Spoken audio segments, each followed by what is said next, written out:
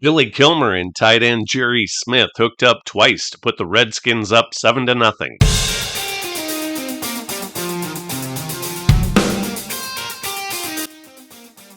San Francisco 49ers defense was nicknamed the Crunch Bunch. They got the nickname in a radio contest on station KGO, the ABC affiliate in San Francisco. Later in the decade, they would be renamed the Gold Rush. The 49ers were favored to win by 5.5 points, and the weather was bad. 44 degrees, 14-mile-per-hour wind, and rain. Let's get back to the action. Number 22, Vic Washington, pulled off a 27-yard gainer, but the Redskins over-the-hill gang held the 49ers in check during the first half, allowing only a 23-yard Bruce Gossett field goal. With the Redskins leading 10-3, Ted Vactor returned this punt 47 yards to the 49ers' 12-yard line.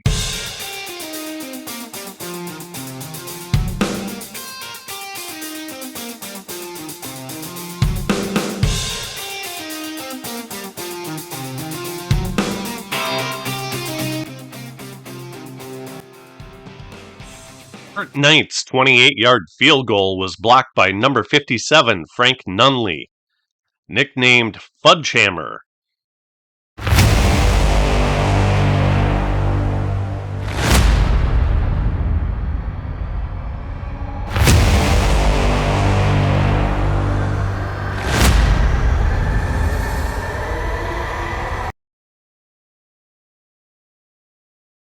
Second half kickoff was returned 66 yards by Speedy Duncan, who led the NFL 3 times in punt return average and made 4 Pro Bowls as a kickoff and punt returner.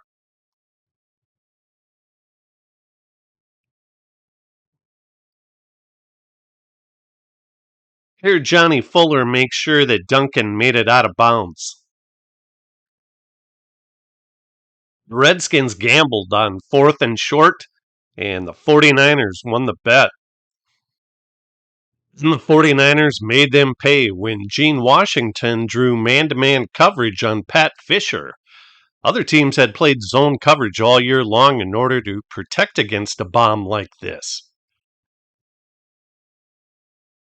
Gene Washington tore up the NFL in his first 4 seasons. He made the Pro Bowl each year and All-Pro twice. He led the NFL in receiving yards with 1,100 in 1970 and had 2 12-touchdown reception seasons. On the drive following the 49ers touchdown, safety Rosie Taylor picked off Kilmer, and he ran it back to the Redskins' 38-yard line.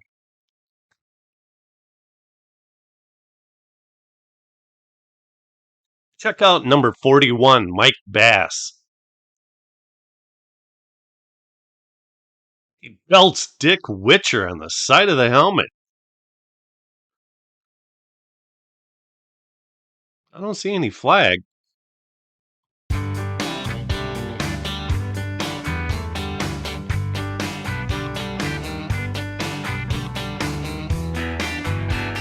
San Francisco was well prepared for any on-field fires.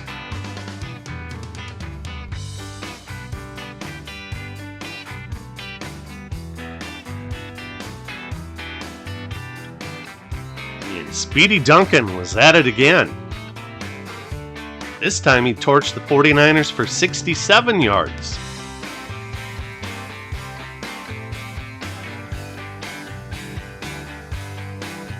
Washington repeatedly could not convert excellent field position into points.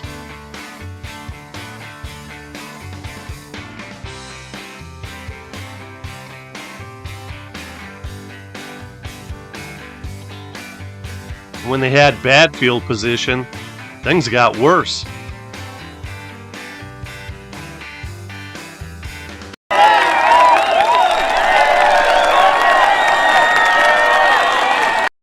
With the score 24-13, George Allen called on battling Billy Kilmer to provide a comeback. Larry Brown scored on this touchdown, making the score 24-20. The next time they got the ball, the 49ers' Cedric Hardman wrapped up a 49ers victory.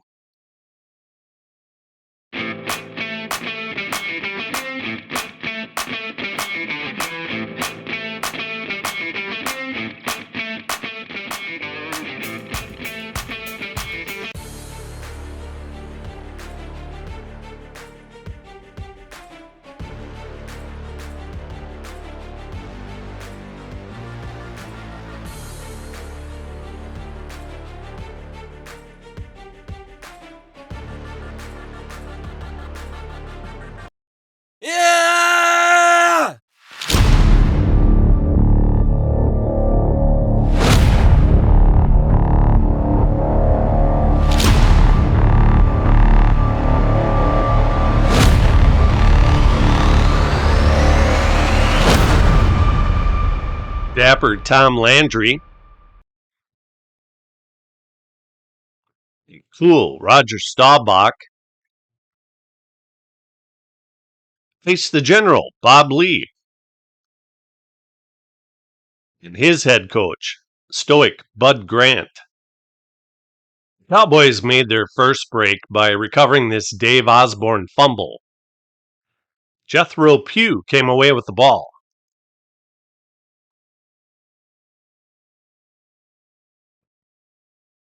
Then Roger Staubach hit Bullet Bob Hayes with an 18-yarder to the Vikings' 22-yard line.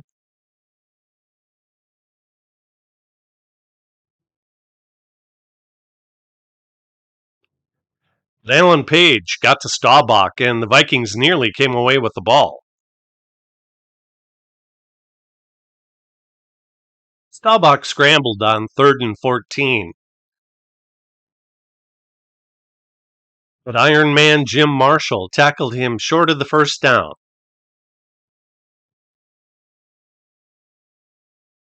Mike Clark came in and kicked a 26-yard field goal, and Dallas led 3-0.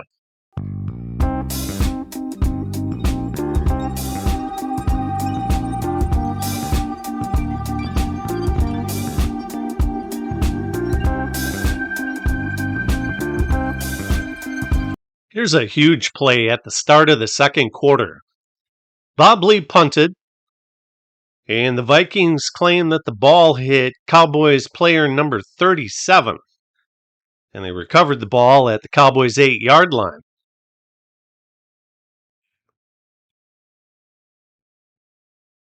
Alas, the referees did not make the same conclusion. Here's a replay from a different angle.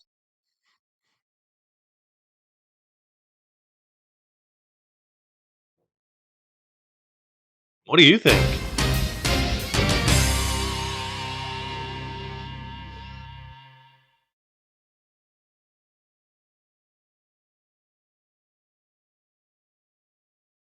Here's another close play.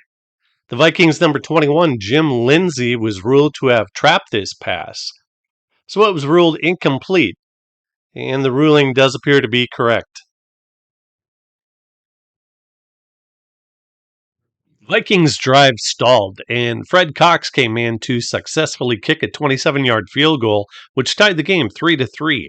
Freddie the Foot, as he was nicknamed, kicked for the Vikings from 1963 through 1977. He ranked 4th on the all-time scoring list when he retired. Vikings got the ball back, and on 3rd down, Bob Lee hit Bob Grimm on a 49-yard catch and run.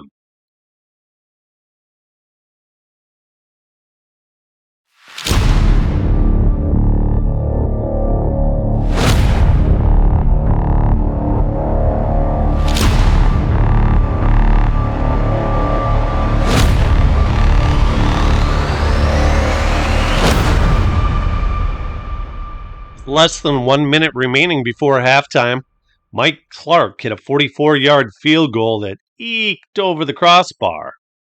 Cowboys 6, Vikings 3.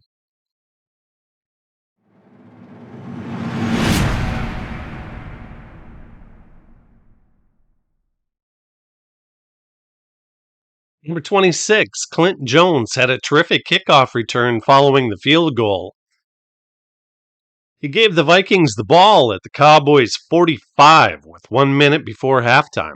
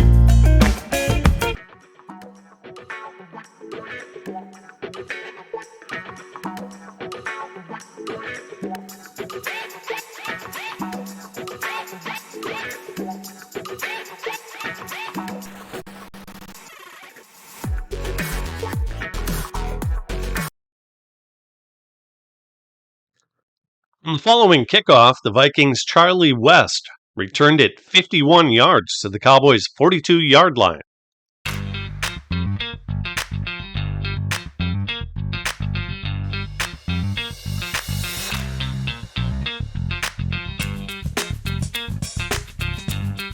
Kicker Mike Clark assisted on the tackle. 3 plays, netted only 3 yards, so Fred Cox attempted a 46-yard field goal.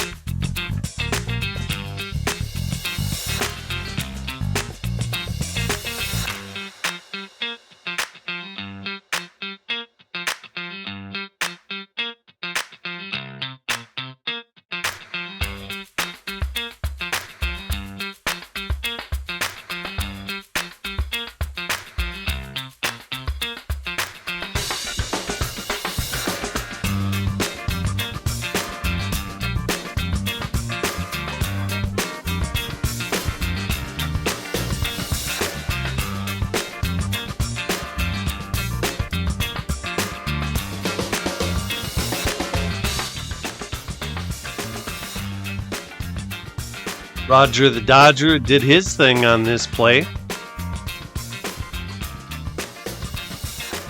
And Bullet Bob Hayes did his. Cowboys 20, Vikings 3. Bob Hayes is a Hall of Famer, but it took way too long. He was elected 7 years after his passing and 34 years after he last played. That's ridiculous. He was widely renowned as the reason for the popularity of the zone defense in order to better defend against the long pass patterns that he ran, predominantly the fly. He had 371 catches, back when that was a big number, for 7,414 yards, again, back when that was a large number, for an even 20 yards per catch and 71 touchdowns.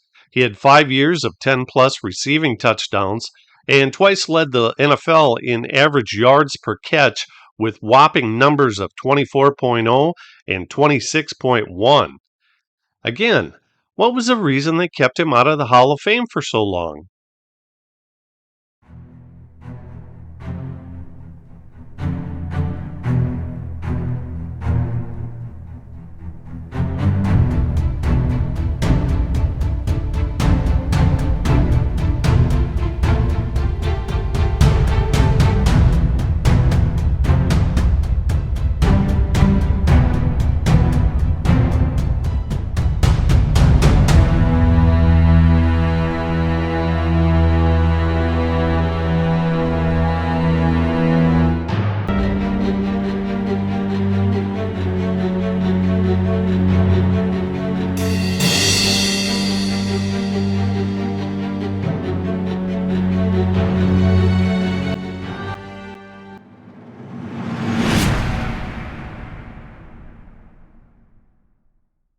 Gary Cuozzo replaced Bob Lee, who had a rough day, going 7 of 16 passes for 86 yards and 2 big interceptions.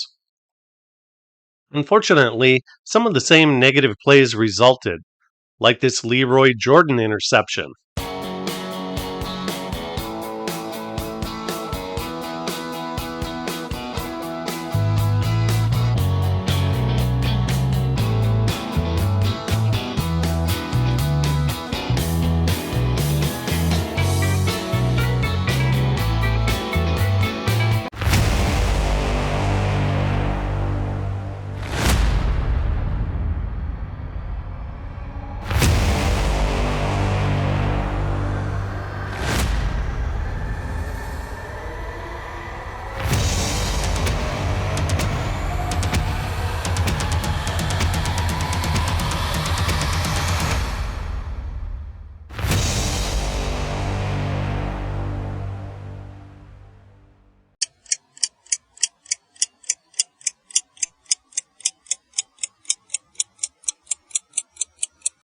Bob Lilly and the rest of the boys lined up for one last bull rush.